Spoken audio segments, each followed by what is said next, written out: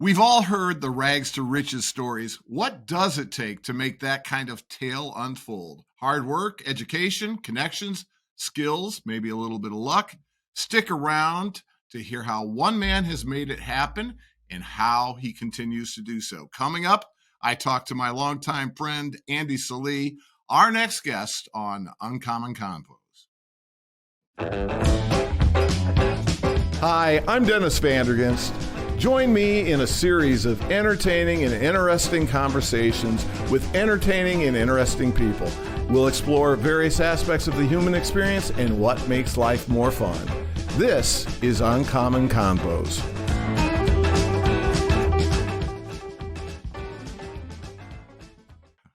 Welcome to Uncommon Convos. I'm your host, Dennis Vandergenst, and before I introduce our guest today, I want to encourage you, as always, to subscribe to, rate, and review Uncommon Convos on your favorite podcast platform.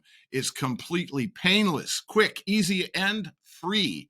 And when you subscribe, you will automatically be alerted to when new episodes are available. Also, don't forget, you can learn more about Uncommon Convos, leave comments, suggestions, and watch the video version of our episodes simply by visiting uncommonconvos.com. Lastly, I want to thank our wonderful sponsor, Vandergenst Law. If you're injured on the job or due to the wrongdoing of another, Vandergenst Law would be honored to help. Simply go to vlaw.com for more information. Now it's my pleasure to introduce today's guest. This guy is the epitome of perseverance and hard work, and he has proved that those types of characteristics really can pay off. He's built an amazing real estate investment empire from very humble beginnings. His degree is definitely from the School of Hard Knocks, but he's continued to educate himself by reading, attending mastermind events, and connecting with mentors on any number of subjects. He strives to improve physically, mentally, spiritually, and financially every single day. On top of all that, I consider him as one of my closest friends, so he's got that going for him. It's my pleasure to introduce you to my buddy, Andy Sallee. Andy, thank you for being here. Thanks for having me on. Yeah, Hell of an introduction, my man. Well, you wrote it, so Yeah, right. It's so weird because we've been such close, dear friends for so long. And obviously we started our friendship by you being my mentor and my coach. So it's crazy. It's funny. I appreciate that. And I want to talk about mentorship in a bit. I also mentioned the fact that you have really been involved in mastermind events, and you just got back from like back-to-back events. And I think that's incredible. And that goes to what I said at the onset as far as you looking to improve yourself every day. I mentioned that you and we both came from humble beginnings. So I want to talk to you about that because honestly, I can say that of everyone I know, I've seen more personal growth and self-development from you than anyone else. And coming from those humble beginnings, I think it says a lot. So I want to talk a little bit about your background first and what it was in your background that kind of created that fire inside you to make you want more in and out of life.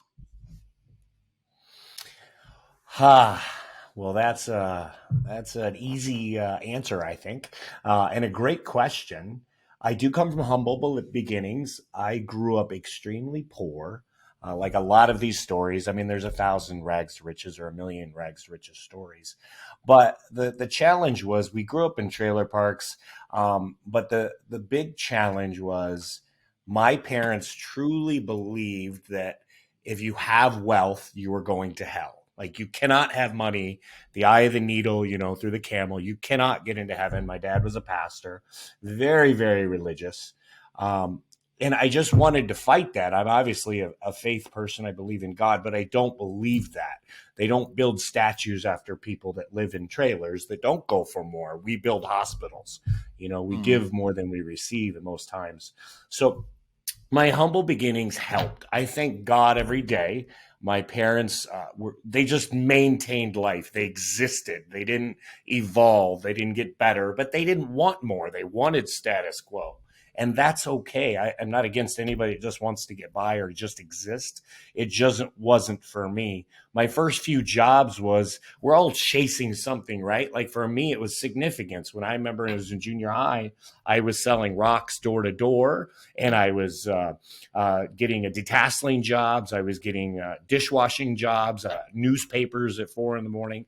But honestly, back then, not to be weird, but it was to fit in at school because I was so poor, and we moved a dozen times between junior high and high school. So we moved. I had to reacclimate to new people and build new relationships constantly.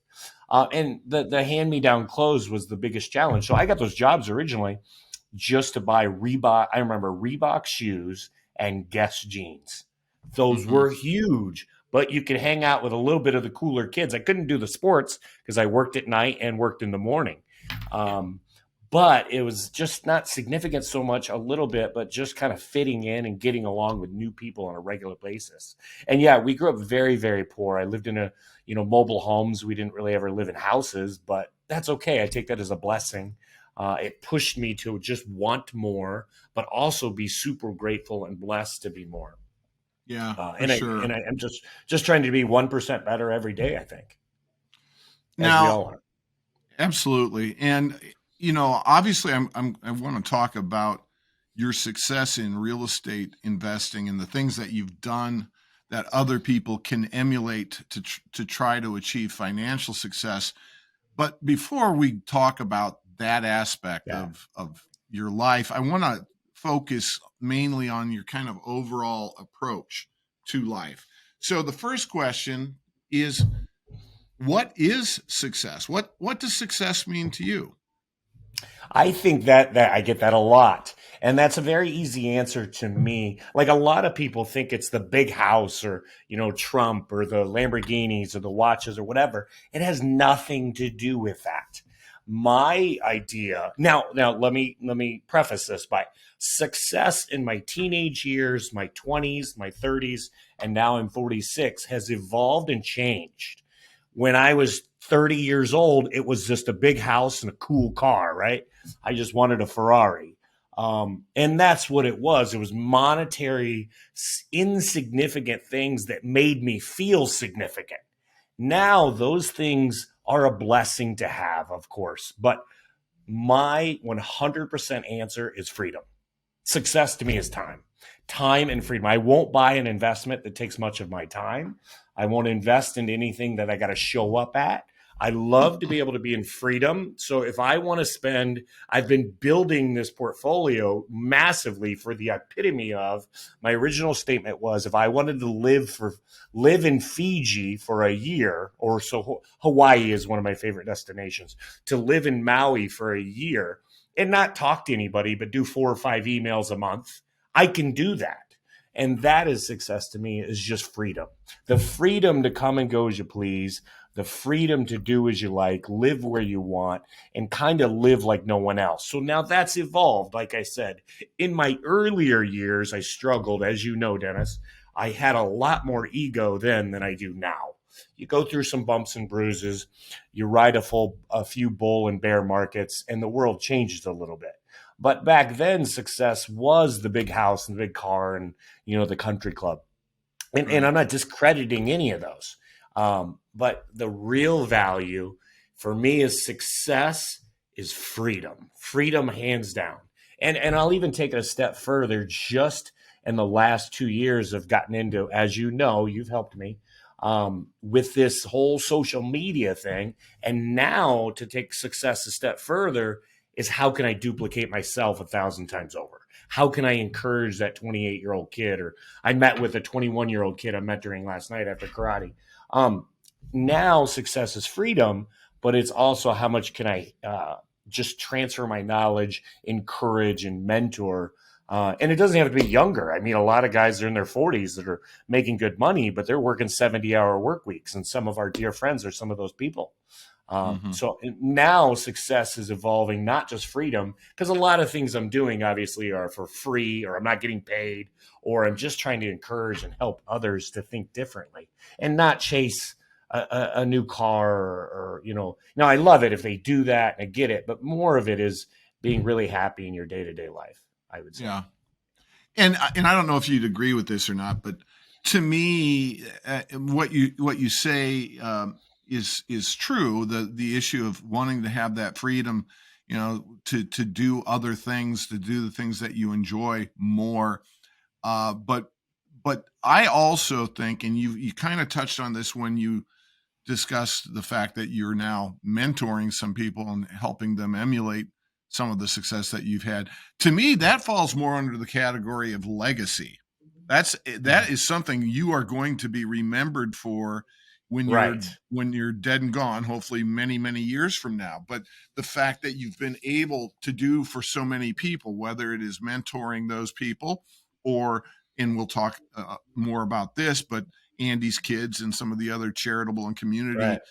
events and Well, if you to efforts thank for that you've that. been involved in. Well, Yeah, I may you have helped with that. I may have mentioned it to you a time or two, but you're the one that has run No, with it, you and did more than that's all mention, your but that's credit. okay. Well, You're very humble, and I um, appreciate that. But you're right. Like if so we die tomorrow, all we have is our legacy. Obviously, I yeah, have no wife and I have no kids. I've never been married. I don't need to create massive wealth. I have most of what I want or need. But the legacy, I'm even in a mastermind called Legacy Wealth. What I want to do is change generations. And how we do that is getting other people to kind of understand our ups and downs and our bull and bear markets and kind of guide them, whether it be mhm, masterminds. Like I say freedom, but let's be honest, I just got back from a month of traveling. Did I go like my 25-year-old self? That'd be a month on the beach and partying, or a month of skydiving, or a month of scuba diving. I just spent a month traveling and none of it was like crazy fun. My fun now is like sitting in groups with you or other masterminds of like minded people and chatting on how we can do better, give more, and add more value to everybody we meet. And how do we learn from every conversation? Um, so I say freedom, but I'm still just trying to level up everything, in my life. I want to talk about how you get there to the level of success that you've reached and how others can emulate that. But maybe a better way to get to that subject is to talk about what not to do, because I know you and I Oh, I got some have answer. made lots of mistakes, and I'm sure Yeah, you'll agree that you learn more from your failures most of the time than a you do from lot your more. successes. It might be a painful lesson, but you Right. learn it nonetheless. So what have Yes. been some of your biggest failures, and what painful lessons have you learned Uh, that have helped uh, guide you to the a right great track? answer for that too. Just I try to be as transparent and humbly honestly as I can. But some of my biggest failures turned out to be my biggest wins. Like when I was younger, once you get to a level of income, everybody comes to you with investments, as you know. And when you're younger and you're making good money, you kind of want to play in every angle. Like there was a point in my career, I had an embroidery franchise in here and Des Moines, had a radon company here, Des Moines, a flipping business, a rental property business, property management company, roofing company, Michael's Fun World, go kart business. What I'm saying is, we tend to jump in and say yes to a lot of things. The biggest thing I could teach young entrepreneurs is pick one lane and go all in, burn the boats and go all in. Because when you dabble in several different things, it's hard to get really, really good at any one thing.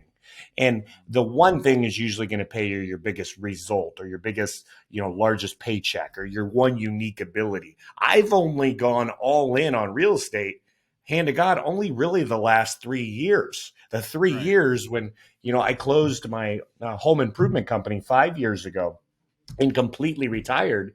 The downfall that I had was jumping into so many businesses that were all dragging my time and sometimes income. They took my cash, to invest into those businesses. But my ego said I can take this $600,000 business and turn it into 2 million. or, whatever that it is. I focused on smaller businesses, but that was my ego and arrogance to think that I could. But what I really needed to do is focus on my one lane. Like, I Mhm. feel we all have a bookshelf in our life, right? And what gets us to the promised land and out of Egypt is starting saying no. And the more I say no, the more my trajectory goes up. I really say no to 99% of my things. And I'll be honest with you, in my 20s and 30s, I say yes to everything. I mean, I had a gumball machine business. If you had bubble gums and vending machines, I'd buy them. Anything that made money, right? But I should have just stayed in my own lane and don't stay in an industry too long. Like, I was in the roofing industry, and that got very challenging and very difficult. And it just burnt me out. Plus, like I said, you had to go in and put 40 hours a week into it. And that's just not my thing anymore.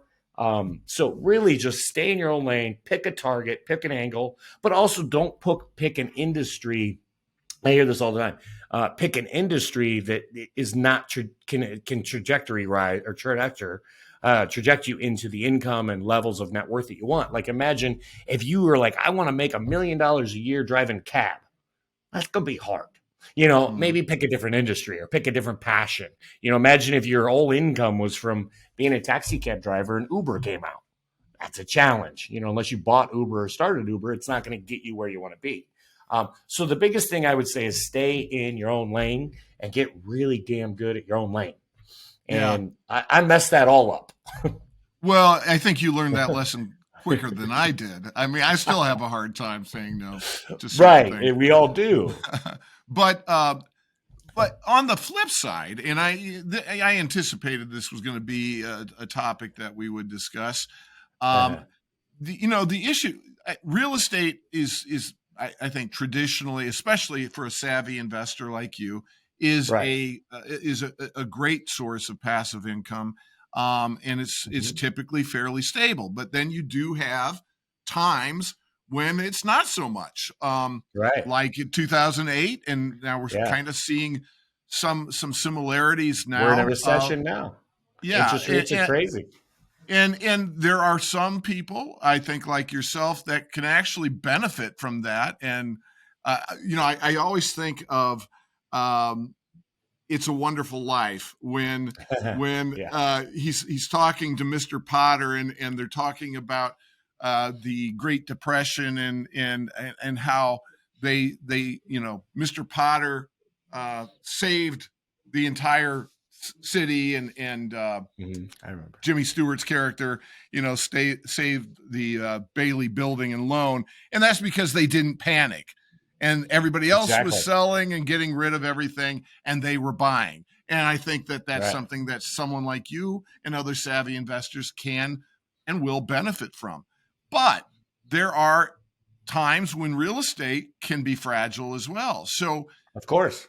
if that's your lane, or regardless of what your lane is, that you're, and I get what you're saying and why you're saying it, but isn't it good to also diversify in case you have those types of things come up? I love that. And I hear that a lot. So I don't, in my earlier days, I was told and taught that a lot. Diversify, diversify. And I think diversification is great for most people. And I think whatever lane you are that you pick, and whatever the time or the interest rates and fear, like, if everybody's going left, I'm going right. If everybody's not buying, I'm buying. If everybody's buying, I'm not buying. 2008 was my best year in my career, best ever. Because I was mentally prepared for it. I was capitalized for it. I was leveraged appropriately for it. 2000, when pandemic hit, amazing things happen. So I actually don't believe in diversification, but let me take that back. That's me. I don't do the stock market. I don't throw darts at a board. I don't give money to a money manager. I don't have a financial advisor. Now, I have a CFO that advised me on every deal. But even in real estate, there's different avenues. Remember, I did house True. flipping. I flipped 1,000 houses. I had apartments in my 30s. I had 900 apartments. Now I have 31 centers, but I have medical, I have industrial, I have farmland, I have office buildings, I have retail strip centers. My niche is medical buildings now. So I guess that's my diversification. I have different Mhm. avenues of real estate. Like in my legacy wealth, they're all in. One of my coaches is all apartments, apartments, apartments. But see, now that's his mentality. My mentality is yes, I want to diversify, but in my own bucket, which is real estate. So I will have Mhm. I have a few hundred apartments today, apartments, and so what I'm saying is to for me to build, say, $1 billion portfolio, I don't want a billion in single family homes or strip malls or medical. I want a little piece of everything, and that's my diversification. Like I think I mutual get it. funds and 401k is the worst investment you could ever do, and I won't ever do those. But my diversification is inside my box. Now, and Right. I'm not saying don't everybody go real estate. I don't care what you do. The say I don't care if you're selling brooms, or sell pencils or sell Lear jets and you're making money. You want to stick it in something safe, secure, because with real estate, what do you got to do? You got to borrow money. You got to manage an asset. You still got to manage people. There's still something involved there, right? So I'm not saying everybody jump into real estate. It's just something I'm passionate about. It's my thing. No. I love it. And I know Yeah. every inch of it. Yeah. I know Yeah. what, You and not absolutely. every inch. I know a lot. Yeah. No. You absolutely do. And like you said, you are diversified within that lane, and I get In that. my And that, category. Yeah. yeah, in your category that, and you talked about that, and I want to revisit that a little bit. The fact that if I recall, just by hanging with you and also reading some of the articles in preparation for talking to you today, um, you started primarily with single family homes when you Yeah. were investing, and then that evolved into multifamily, like Right. apartment buildings and things like that. Eventually, more into commercial, and as you mentioned, your legacy type investments are the Now or the medical, medical. Yeah. kind of Right. kind of 20-year recession leases. proof. Yeah, Right. absolutely. Right. So Uh, University of Iowa, we don't have to communicate a lot, right? right, University of exactly. Iowa, Genesis, Trinity Hospital, Unity Point, they're pretty low maintenance people. But I mean, they have Right, right. $1 billion balance sheets. So you don't start there. You don't get No, there no, overnight. no. You had to work your way up to the point where you're getting the lending and you're Yeah. getting the credibility to Right. for these people to rent from you, knowing you're going to take care of them Exactly. and they're going to take care of you. Uh, Right. but what's the problem with, and I know you said you have some apartment buildings now. Tell us, this is for the novice who is just starting to let's say invest in real estate, and they want to go out and they want to flip a house or two. Maybe they want to buy a couple of small single family homes to rent. um, what are the risks with single family units that I'm led glad you to move on? I'm glad you asked that. So my very first investment was a $60,000 home in Moline, Illinois, and it just happened to be my parents' house because my parents have never really not really like paid their bills or taxes or mortgages or credit. That's not their thing, right? So they come to me for that. So anyway, that was their first house. So I bought their house from them and I rented it. The problem with that and that challenge is you have one roof, you got one driveway, you got one tenant.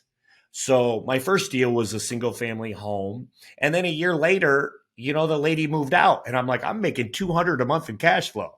Well, you go from 200 a month positive to 500 negative in a blink of an eye. Now, if you can spread that risk to say, my next deal was a duplex and then a fourplex and then a sixplex and then a 35plex. So the diversification, back to that topic, is there. Bunch of like I had 174 single family homes and we had negative cash flow of 55,000 a month. That was 10 years ago. I wouldn't have hundreds of single family homes now just because the risk is larger because you have each individual tenant. You have one $8,000 furnace or one roof for 15,000, each cash flow for 3 years. So today's world, I've done the education, I've done the mapping, I've done in masterminds. For a novice investor, flip a couple of houses, great. I love that. It's going to take your time, energy, but it's just like a side hustle. So I understand that. But honestly, I would invest in yourself first and join a simple mastermind and go to an event and get in with some like-minded people that are thinking like you. I had a guy come in from Milwaukee, Wisconsin Friday that went to dinner with. He's 21 years old and he just bought a $2 million deal. Why? Because he went to one event and he met three other guys that think and talk like him. And they bought a large asset and they pooled a couple of bucks each guy and did it together. I like that better is just getting in with a group. Or today's world, I've never done it, but people are doing syndication where they go out and raise money to buy the deal. They find the deal. As you know, if the deal's that good, the money will be attracted. It will work. If a young guy brought me a crazy good deal and he says, I want a $50,000 assignment fee or give me a piece of equity, I would look at it. So the money finds the deals. So flipping is an avenue, but I really like the multifamily just because it depends on the age and the liquidity and the net worth of the person that's jumping in, a novice. But at zero, yes, you can flip a couple of houses, or you can wholesale a deal, or you can get into partnerships or get into raising capital. There's many avenues. 20 years ago, it was just to flip. If you wanted to make an extra 20, 30 grand or whatever, you flip a house, right? Today's world, that realm is a little more difficult. It's a little more challenging. And it can be capital intensive. One flip you may have to put 10 grand down and maybe put 20,000 into the remodel. There's other things. So there's different avenues, but I think the biggest thing is invest in yourself and go to something that you can get around a bunch of like-minded people. And I didn't do that when I was younger. I wish I would have. Now we have masterminds and we have all these wonderful seminars and things like that available to teach us how to do great things and to network and all of the above. Back when you started, there weren't things like that. No, I was 28 years old. and I don't remember if it was you or our mutual friend Matt. But I know somebody and maybe it was neither of you, but someone that I know that was doing really well in real estate investing had learned all that they knew at the time from late night television programming where buy real estate, no money down. Now we know Dean Graciosi, and I think Dean was the one who might have been responsible for Matt learning. He got me and Matt both in our first mastermind. So that was, so to be honest, that was 12 years ago. And he said, all right, you guys want to flip houses and you want to sell them to me, right? We were like, yeah, cool. We can do that.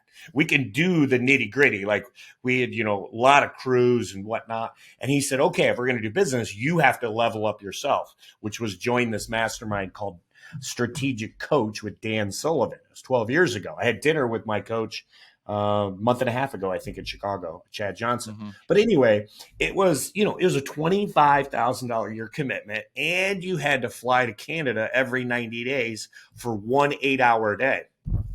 So every 90 days, 8 hours, and I got 25 grand, and I got to go there, that seems crazy, but we wanted to flip houses and sell packages of houses. So it was kind of like what he was demanding that we did. And oh my God, game changer. I stayed in that mastermind until 5 years ago. I mean, I was in that mastermind for 7 years, and I joined to the next level, which was 50,000 a year. And then there's 100,000 a year. So you evolve up. But yeah, they didn't really have it, man. We didn't have YouTube or this Facebook thing or this Instagram thing.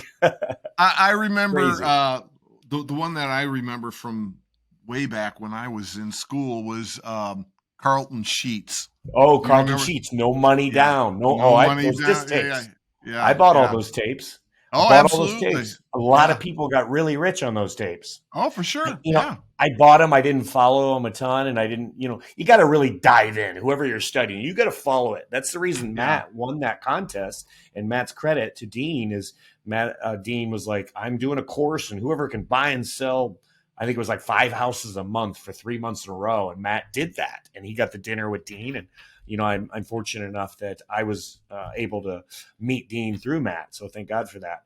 And then we flipped a lot of houses. But yeah, masterminds and just, like-minded people. I mean, I was fortunate enough that I got to know you at an early age.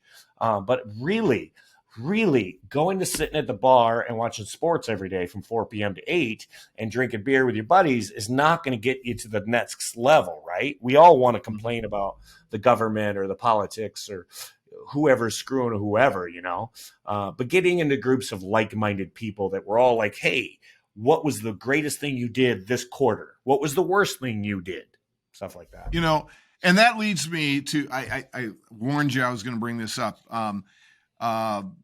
One of the articles that recently came out where they were talking about Andy Sallee's 5 lessons of learning or something, Right. something along those lines.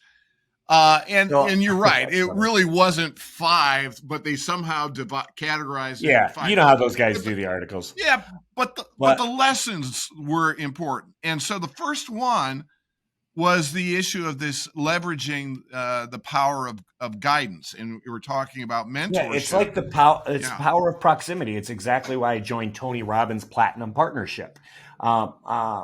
It's just if you can get around these types of people, think of how much like if I'm sitting at a dinner party and some young 21-year-old drives all the way from Milwaukee to have dinner with me, I'm going to give him as much darn advice as I can give him, right? Because I want him to skip the hurdles, like skip the screw ups that I've done. I'm trying not to say bad words, but whatever. Don't mess up where I've messed up. When I went left, I can tell you go right. Don't do this, do that. Like you want to help younger people. I want to help younger people. I'm only difference between me and that 25-year-old kid is I'm on chapter 5 and he's on chapter 2. I believe in what they were originally talking about too was just I created like a 5 F's, and it's just I put my faith first, family, finance, fitness, whatever it may be that you're thinking of that you put in your category, focus on those and go all in. And I do think if you get a chance to grab a dinner that is with somebody that's a higher level than you do it. And Dean used to say that all the time. If I call you and can you grab dinner in Chicago in 3 hours and you got a packed day, you change your day and you go. And I think people got to realize that sometimes there's an opportunity, you jump on it, silly. Yeah. Well, and I get that and you're great at that. But there are a lot of people who are listening or watching who are intimidated by the idea of approaching someone that they think is, so much more experienced and successful. What do you tell them? I mean, you just and I agree that, and I got a story about that if it's on a negative that I wish, because I'm learning as we go too. I'm trying to be better and learn every day, but a lot of that revolves around confidence. A good story on that is Dean Graziosi calls me and Matt. This is 10 years ago, and he goes, "Hey, I want you guys to go spend a week on Necker Island with Richard Branson. And we're just going to hang out with him, spend a week. We're going to take a jet down there." And it was like 50 or 100,000. I don't remember. But immediately I remember when I got the text message, it was fear. I was so scared. Why am I going to hang out with a billionaire? I don't want to talk to a billionaire. I'm uncomfortable. I don't deserve that. I don't want to spend the 50 or 100,000 for that week. I had it, but I didn't want to spend it, right? We're in saving mode at that time of my life and living very on less. But I had it. I could have done it. And it was fear. I didn't have the guts to spend a week on Necker Island with Richard Branson. Now, fast forward a decade, Dean is best friends with Richard, and they have done hundreds and hundreds and hundreds of millions of business. And me and Matt didn't go because we're scaredy cats, and we didn't go because of fear. But if we would have just had the confidence, I would be friends with that guy today. And that's one of the big regrets of my life, that we didn't have the guts. And now I think that's why I say yes to a lot of things when it comes to my lane and like-minded people. Like my Charleston trip was just a guy in my mastermind. I want you to fly out, just spend a couple of days getting to know everybody in the group, and let's just have cigars and dinners and golf and talk business. And there's some wealthy people in that group. But a lot of it is just confidence in yourself and willing to sit and listen and learn from these guys. And just a little bit of guts, I think it takes. I still get scared to talk to people of high net worths and high wealth. I mean, you probably don't, but I do. It makes me nervous. I come from very poor background. but confidence is key. And I love it, to be honest with you. I was in Charleston and a young guy had heard who I was or something and came up and struck a conversation. And I spent 30 minutes talking to him. I never met him. I'll never see him again in my life, but I was honored by that. And I wanted to add value for him having the guts to do what he did. Because I'll be honest, when I was 25, I wouldn't have had those guts. Well, and a guy, whether he's 25 or he's or 45, yeah, it doesn't matter, 75 or whatever. Yeah, if they don't have the same life experience, they don't have the same level of financial success. It can continue to be intimidating. But the other issue, and I'm not sure how you get past this, is like you're talking about taking advantage of these opportunities at masterminds or being encouraged to go meet the Richard Bransons of the world or whatever. Some people don't have those types of resources. You just didn't use it, Yep. So what do you say to somebody who, really wants to climb that ladder, but they don't have the resources? Maybe they've got the confidence. Where do they go to network? Where do they go to find mentors? Well, here's the crazy thing. I think wealth is so much easier today than it was 20 years ago. I mean, I'm not giving massive credit to social media, but I'm reachable. You're reachable. A lot of these names we're mentioning are reachable. If you don't have the financial resources, I still get 100 to 200 messages a week on my social media. You can still reach out to these people and get into their circle some way. Somehow you got to grab their attention. But first, we all got Audible. I read a book a week, no matter what. The last 3 years, I haven't missed. Study and work on yourself. So if you get that opportunity to sit in front of that Andy or that Dennis, you're knowledgeable in the category that you want to go, and you ask some good questions, because we're going to remember good questions and we're going to notice good answers. And I think anyone could do that, no matter if you have $0 in the bank or 100 million. It doesn't matter. So yes, it takes confidence, but with social media and everything we got going on, you can get to anyone and you can get their attention. I really believe that. If you want to meet somebody or get somewhere, but a lot of it too is just like-minded groups, because a lot of times your circle expands and those people know another person, and it just evolves like a domino effect. For sure. And proximity is power. Yeah. And I'm going to shift gears a little bit, because you had mentioned reading a book every week. And I know that Rich Dad, Poor Dad was kind of a turning point for you. So what was it about that book, like for an entrepreneur, whether they're in real estate or not, but what other books would you also suggest? Easy. I would think this. So my key people that I love, obviously Robert Kiyosaki. Now I know Robert. I mean, I read his book, 28 years old. He changed my life. Sharon Lechter actually wrote the book. I thanked her up and down. And this is just the epitome of high level thinkers and high level people. I'm like, you changed my life. I read that book at 28.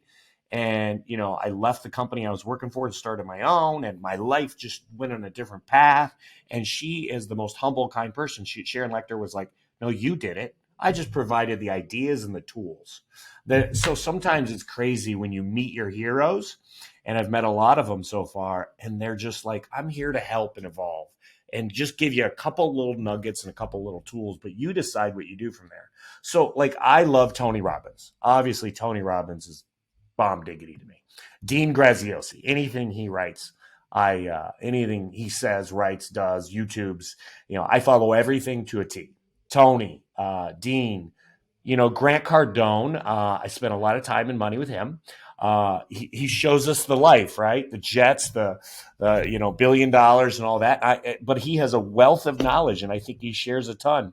My new favorite guy is Ed Milet. Ed Milet is the max out guy. He's the one more rep, the one more deal, the one more phone call. And he's an inspiration. He's fantastic. I love him. Mark Evans, DM, is another author that's in one of my masterminds. Great dude. Tim Bratz, My Legacy Wealth. But there's so many. I mean, the list is so deep. But those are some of my best ones. But Robert Kiyosaki's stuff is all still awesome. I really love what they do there. And that is something that you do religiously. listen to audiobooks and make I sure you never get used to, through. man. That's just the last 3 years. But I tell you, No, I you start reading a book a week, you will change. I promise you. Yeah, no, I love the fact that you do that. I love the fact that you've been, like I said, more than anyone I know, improving every facet of your life and improving yourself. And I want to talk a little bit about, um, you know, this is Andy Sallee, core being. From the outside looking in, there are a lot of people in the past that would say, "Oh, there's Andy driving a flashy car, living in this beautiful house, wearing these Yeah. fancy clothes, doing a bit of partying, a bit of let's just call it dating. Let's And call it. let's call it dating. And they think, oh, he's brash, he's arrogant, he's pretentious. And by the way, I'm not excluding myself from being a target Yeah, I at get a it. time in my life as well. But what they don't see, Yeah, and I'm here to say that this to everybody, they don't see the hard work, they don't see the thoughtful business planning, they don't see the generous nature with friends and family, the guy who gives back to his community, to charity in so many ways, and frankly also the spiritual Andy. And you touched yeah, on this for a moment, for but sure. how important is faith in your relationship to God, or whatever being that you follow? How important is that, and what do you do to nourish that relationship? Well, that's funny you ask that because I start every day with faith. I mean, I'm obviously a Christian. My home church is a block down the road here at Calvary Church. Tim Bowman is my pastor, and I'm not a saint. I am not at all. Anything you've done wrong, I've probably I done can worse. attest to that. Yeah, I'm not. So I'm not saying that. I'm a lot better now because I do have so much coaching. I have a love coach that I spend 5 to 6 thousand a month on, and she's worth every damn penny. But anyway, the faith, it starts with that. Like my F's, faith, family, finance, fitness. It starts with faith because I honestly, what people don't realize is the sleepless nights, the days you couldn't make payroll, the days you have no idea. Like I remember having $1 million a year marketing budget and where to put it. And I was throwing darts at a board, and the sleepless nights and the payroll and the cash and the deal if it's going to work. I mean, look, apartment building down the street. I tried to flip and I lost almost $2 million on that deal. The arrogance back then. I think God just like centers us a lot. He says, "Hey, silly, slow down, chill out. You got a good plan and have a little faith." Because sometimes you do got to have a little faith. And I tell you, I've been blessed so much beyond belief. And I think of it, my parents raised me great. I've given back a lot of financial return between my foundation and writing checks, which you got me into that. Originally, remember, you and I went to every darn charity event in the Quad Cities and beyond, and we outbid everybody and everything. We're the largest on everything, and we did everything, and we've continued that. And I think God rewards you for those things because we weren't given it to be cool. We really were. We had a dinner and we talked. We just want to give more to our community. I love this community. I think the Quad Cities is amazing. But it all starts in the faith. And so when I'm in the Quad Cities, me and my brother went to church on Sunday. So when I'm in town, I'd go every Sunday. But obviously, you don't have to go to church at all. I don't care if you could never go ever. I'm a big fan of Joel Osteen, so I try to watch him 2 to 3 times a week. That's a half hour of my life, right? I read the Bible through and through last year. I'm not as good at that lately, but I should get back at that. But Joel is great. But anything I need, I can get from that, or talking to my brother who was a pastor, Stephen, and going to church. But every morning and every night, it starts pretty much on my knees and ends on my knees. And when I was into having a good time and partying a lot more and dating 9 women at a time, I wasn't doing all that. So now I don't have that time. I'm not wasting that time on stupidness. I'm focusing on a better me. Yeah.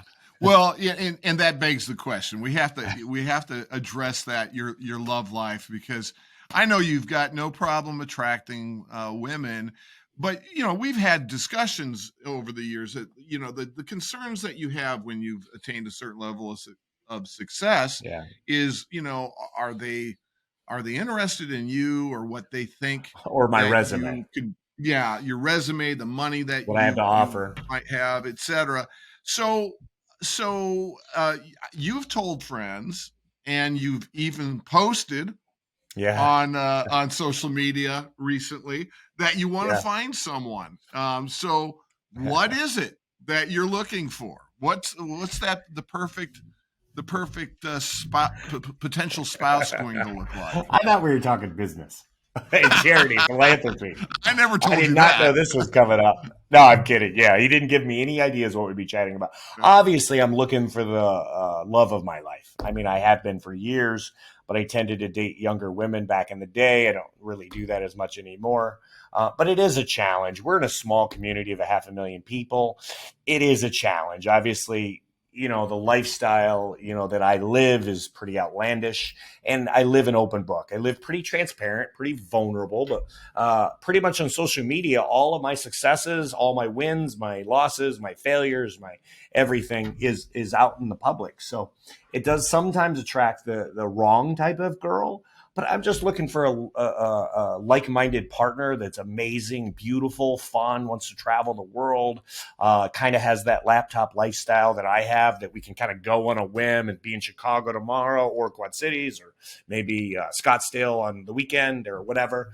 Freedom, but also more than that, just the drive and the passion. And like I said, I don't care if they're a school teacher. I want them to be the best school teacher. I don't care if they're whatever. Just have a passion to be the best at it. They want to constantly be leveling up, because if I'm constantly going to be trying to be better 1% per day, and my partner just wants to play video games every day, or work 4 hours a day and go to the bar or whatever, it's just not going to mesh. I need somebody very driven, very passionate. And I don't care if they cut hair. I don't care if they serve cheeseburgers. That doesn't matter to me. Whatever they are, I want them to be the best at it. And whatever the passion is, it doesn't matter. I mean, I just want to encourage them to be the best at what they want to do, and them to encourage me. And I want, and this is going to sound weird for a lot of men of power and of wealth, I don't want somebody that tells me what I want to hear. And I've had that for 20 years. I'll be honest with you. All the girls, they tell me what I want to hear. They tell me I'm pretty. I want to be told I'm pretty. But now I want to be told when I'm right. I want to be told when I'm wrong. I want to be told when I'm slacking off a little. I want to be told I could do better, and told, hey, let's get away and we need a vacation. You know what I mean? You want that, like what you have. Yes. We all want that. And it doesn't happen overnight, and it's a challenge. And I'm going at that very slow. I want it, but I'll be very particular who obviously who I do decide to finally date. Yeah. Well, I'll tell you nothing now. now I'm going to mentor you one more time. I can't mentor I'll you take anymore. Or whatever. Yeah, well, you have just done so well, but I'll give you one piece of advice which has served me extremely well of late, and that is never say never, always be open. Under a lot of similar circumstances, some people may have, after a divorce, said, it's never going to happen again, or a bad relationship. Yeah. Oh, it's never going to happen again. I at least understood myself well enough to know that I can't do that. I have to be open to the possibilities, because you don't know what you're passing up if you don't allow yourself to be open. And that served me well, because I have now ended up with just an amazing woman who, is way out of your definitely league. Way out of my league. So that's cool. Absolutely so certain. So sweet. Did she ever have a bad day or not a big smile? Ever happen? Well, she can pretend every once in a while, but hey, I want to go back, because we just kind of glossed over, and I think it's important that we talk a little bit more about Andy's Kids and what you're doing there. So for those who are not familiar, tell us a little bit more about. So a couple of years ago, and this just goes back to our faith and our giving and our legacy, right? If you make a bunch of money, at the end of the day, are they going to really remember that you ordered the new Bugatti? Who gives a shit, right? But what we will remember is the people that we affected. And that's a couple of years ago. That's when I decided. So I created my own foundation, just called Andy's Kids. And I called it Andy's Kids just because I was very poor as a kid, and we're trying to give cool shoes and clothes to young kids. But right now, mainly, we're just feeding about 50 to 70 families a day, mainly in Davenport side. So I created that foundation because I just want to give back. And that was a big thing too, dude. Not kidding you. You cannot outgive God. I promise everybody, you cannot outgive God. I have never given away as much money to charity and philanthropy than I ever in my lifetime until the last 24 months. Maybe 36, but really the last 24. But it's amazing. And I'm not doing it for the rewards, but what I can tell you is not just cutting a check, but like going to the center on Davenport, where every week I was going and serving pizzas. We'd have about 50, 60 people, and I'd pick up pizzas, or I did Chick-fil-A, or whatever it was. McDonald's cheeseburgers. One day it was Burger King. Well, whatever it was. It wasn't just buying the food or the writing checks to your foundation, because I have not accepted. We're accepted through the IRS. Everything's handled there. I can accept cash if I wanted to and to give it out as I chose, but I've never taken one penny. And through the pandemic, I funded our people on payroll because we couldn't have people just come in and volunteer. But what I will tell you it has given me so much by sitting and talking to these guys that literally live under the bridge, dude. And it's the stories. I've met pimps, I've met whores, I've met prostitutes, heroin addicts, crack. But here's the thing. Like, one guy just lost his job and his health insurance wouldn't pay for a heart attack, and then alcohol led to something else. And I won't go into the details, but they never make a decision. When I sat there that first day, I can remember it like it was yesterday. They never wake up and go, I'm going to be a heroin addict. I'm going to be a prostitute. I'm going to live under a bridge. They don't do that. It's like one little thing leads to and I guess I thank God for that, because, one little decision can lead to so many bad decisions that you could be living at the top of Trump Tower or under the bridge at 74.